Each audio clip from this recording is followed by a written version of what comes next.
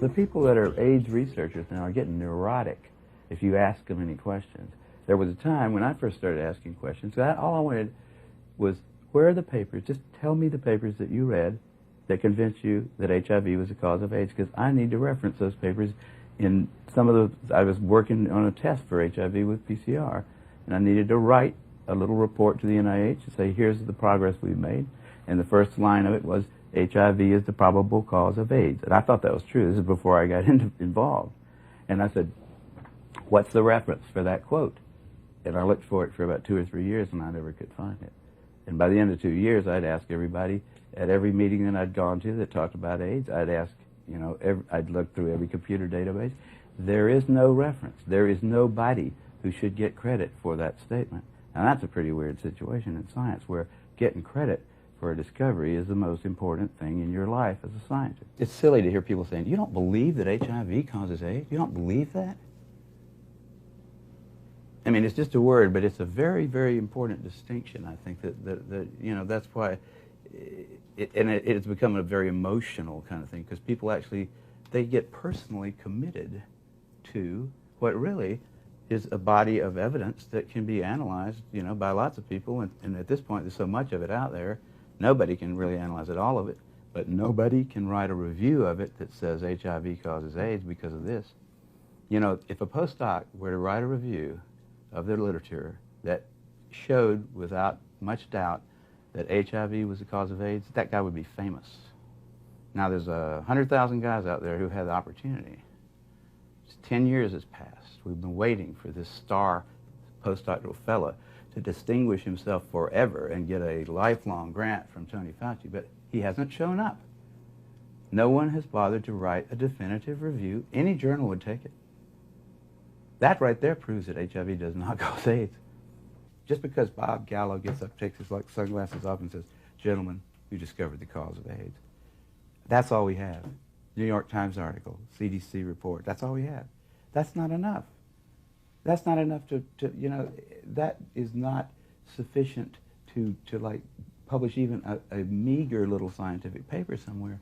That isn't enough for scientists to believe some inconsequential fact about some star 50 light years away. That's certainly not enough to treat at the cost of billions of dollars a year, and at the cost of a lot of lives and anguish, and just destroyed, lives have just been totally ruined by this thing, on the basis of some flimsy little statement made by a guy who's known to be a crook in lots of other ways. He lied about a whole lot of other stuff. Why do we trust him there? If he was a witness in a courtroom, we wouldn't trust his testimony. We've caught him in too many lies. So you don't trust him anymore. Scientists are supposed to have some evidence that leads them tentatively to some conclusion or to some action. They're supposed to be able to show that to other scientists. Any interested person, in fact, who's willing to understand what it is that was used as evidence should be able to say, yeah, I agree with that. That makes sense, using rules of inference that we've used since Aristotle. What they look for is surrogate markers. Now, have you heard that term battered about? Surrogate markers means, well, it doesn't seem to do anything for the disease, but it does every now and then do something for the level of CD4 cells that we measure, or it does something for this or that. Not that anybody really knows whether you want more or less CD4 cells at any particular time in your life. A lot of diseases cause CD4 to go up. A lot of diseases cause it to go down. Nobody's even sure if a CD4 cell is always a CD4 cell. It's a marker on the cell at the time that they do this little counting procedure, which is to stick a fluorescent tag on there and say the ones that light up have CD4 on the outside. And we don't really know what those cells do. The immune system is incredibly complicated. And the immunologists' brains are not nearly complicated enough to deal with it. We have these little, there are theories all over the place, but no real competent immunologist would tell you that CD4 levels was a surrogate marker for anything until we know more about it. But that's what they're using. That's what the FDA is saying, yeah. You don't have to show that it helps them. These protease inhibitors, the same thing. You don't have to show that it helps the patient. You don't have to show a single life saved. All you have to do is show some little clinical indicator has changed in a way that somebody is hoping is going to make you better. Here we have a bunch of people that are definitely sick from some reason. It's likely that their behavior was so radically different than the behavior that had gone. It was an experimental kind of behavior in a way. It's not unlikely that they would have some kind of problems, some health problems. People stop sleeping and eating. People start using all kinds of substances instead of food. And they're associating with it. The world's getting more and more densely populated, and we're spreading more and more diseases around. It's not totally shocking that those people should come down with some diseases that'll kill them. So we don't need to postulate that there was an infection going on, since nobody actually did show that there was. Here comes Gallo and Mountainier and the NIH saying, that's right, it's something else. It's something you didn't have. You're not responsible for it. You're just the beginning of it. We're all going to get it. And they liked that so much, because they said, we can go right ahead and do what we're doing. We just have to do a few little things differently, and then we'll be okay. They cling to that, you know, and they think if you suggest that it's their activity, that the way they live their life, that you're a homophobe or something, you're some kind of an idiot. There's something wrong with you. There's some of them that aren't that stupid, but you know, there's a lot of them that are religiously associated with the notion. They believe in the notion that it is an infectious thing that will eventually sweep across the planet and kill everybody. PCR came along right about the same time that HIV did, and it was at CETUS that people started looking with PCR for HIV. That was the only way to see it, except for culture, which was a long, protracted procedure, which a lot of times didn't turn up the results there weren't very good either. Can be contaminated. Oh, the cultures, the whole method, that cell biology is a bunch of magic half the time.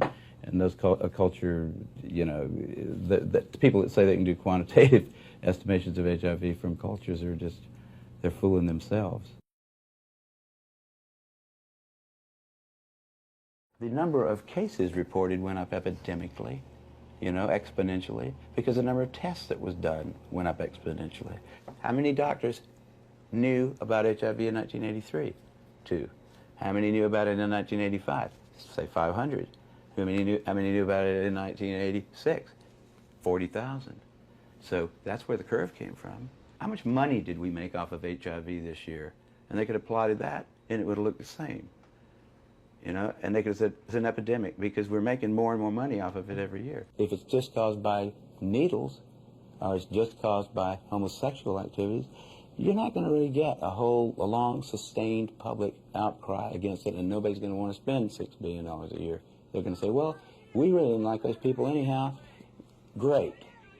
I can't think of a better solution to the homosexual problem than a disease that'll kill them all. I mean, there would be congressmen that would talk about that quietly, not on television. So the CDC had to say, we can't say that. We've got to say it's got to be heterosexually transmitted. There's no proof that it's transmitted at all at that point. So why not just say, well, it's heterosexually transmitted too? Because that made it a plague, and the CDC needed one. The CDC hadn't had a good plague since polio. Their funding was probably going to be cut back if they didn't come up with one. The guy that was the head of the CDC, in fact, wrote memos that have been obtained, you know, where he describes this as hot stuff.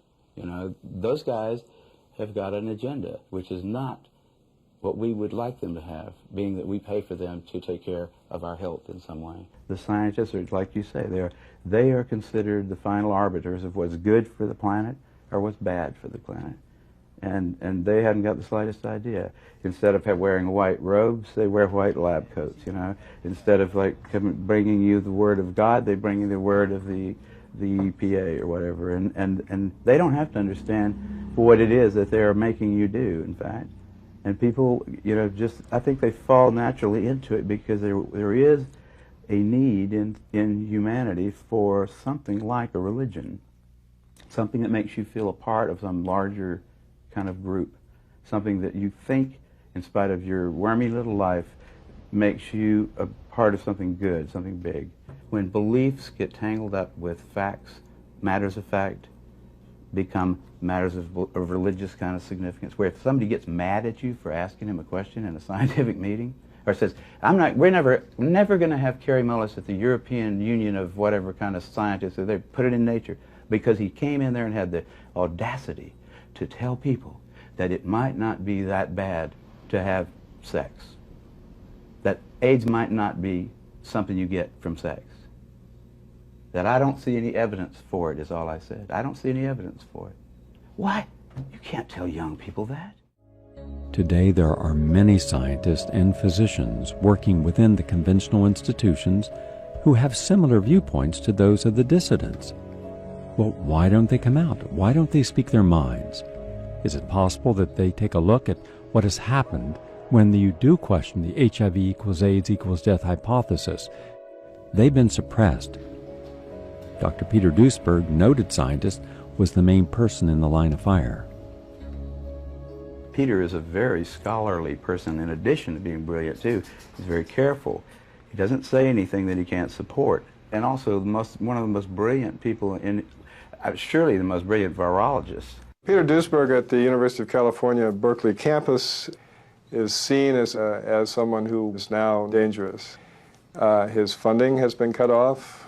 Graduate students are encouraged not to take his courses, and I think his administrative duties have included being in charge of the department picnic. My funding, for example, from the National Institute of Health will not be renewed as of this year, and I may be out of business then. Also, my colleagues have essentially excommunicated me. I'm not invited to meetings, or hardly ever to meetings anymore, not ever to one on AIDS. I'm not allowed to publish in the same journals anymore as I used to. Even as a member of the National Academy, I cannot publish in the National Academy my views that drugs may be the cause of AIDS. And I have plenty of evidence to support it, to document my claim, which might be very relevant to the health of millions of Americans and people on this planet.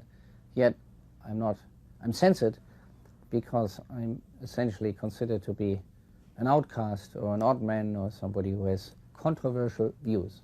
He was a really well thought of guy too because of his ideas. The whole field, I mean in cancer, he's the guy that led him into the whole oncogene thing, you know. Big research bonanza. Anybody who could order a little kit from some company and hire a couple of technicians could be a cancer researcher because of things that Peter opened up. And then Peter said, no, I don't think that's actually the cause of cancer. And that made those guys a little bit angry. And then he comes along and does the same thing for AIDS. He said, you know, I think we're on the wrong track here. You know, it's just like in political scandals. Follow the money trail. Figure out who's getting paid for this. Who's getting the money for those Western blots. There's your person who's going to always come down on the side of, yeah, you got a confirmatory Western blots, they call it. They don't even do them in England anymore. No, but not since 1992. It's totally, and ask a doctor how it works. The doctor who prescribes, he says, got to have a Western blot to confirm this ELISA positive thing. How does that work, doctor? Sir, what are they now measuring about me that's different from what they measured with the ELISA test? He wouldn't know. He's not got any idea. I'll bet you there's scarcely 50 physicians in this country that know what a Western blot really is. They know when to order it, and they know they get a kickback on it probably. AZT is an antiretroviral drug that became the first drug approved for the treatment of AIDS and HIV infection in 1987. It was originally intended to treat cancer, but it failed to show efficacy and had unacceptably high side effect profiles.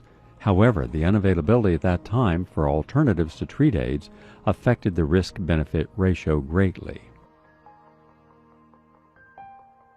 The antiviral drugs are chemotherapies. They're all based on chemotherapies that have been developed 30 years ago, long before AIDS was known, to kill human cells. Chemotherapy is restricted to a few months in the hope the cancer dies before you die. If you started taking any other chemotherapeutic agent for the rest of your life, it would be that agent probably that killed you. You know, when you give chemotherapy to somebody with cancer, you give them a round of it for maybe 14 days or a few days. Hopefully you're not going to kill the patient, you're going to kill the cancer. The patient's going to survive. But you don't keep giving it to him until he dies, because he certainly will. The way to get rid of AIDS is to stop funding it.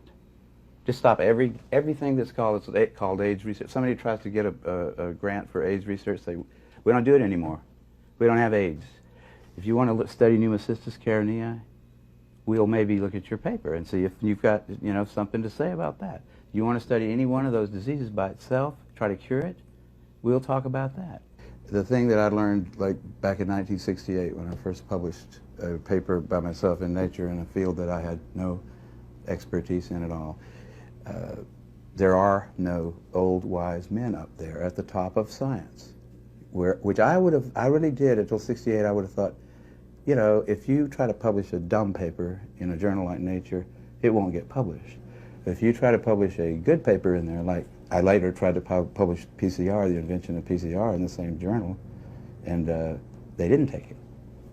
So it's up there. There isn't an up there. There's no place up on the Academy of Science is just a bunch of idiots, just like everybody else.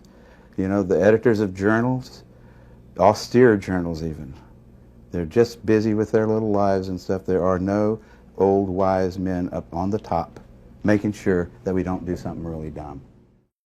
They are all prostitutes, most of them, my colleagues, to some degree, myself. You have to be a prostitute to get money for your research. You're trained a little bit to be a prostitute. But some go all the way.